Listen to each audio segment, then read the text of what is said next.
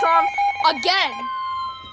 The National Weather Service in Des Moines has issued a severe thunderstorm warning for northern Poweshiek County in central Iowa, Okay. southern Tama County in central Iowa, northeastern Jasper County in central Iowa until 9 p.m.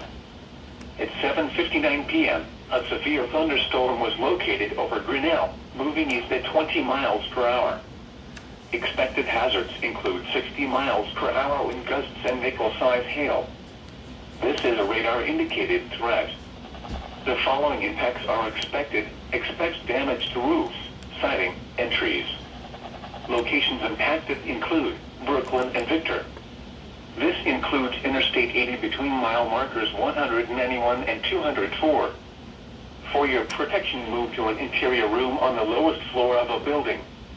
Repeating, a severe thunderstorm warning has been issued. Guess that wasn't all. Following counties in Iowa, Jasper, Poweshiek, and Tama.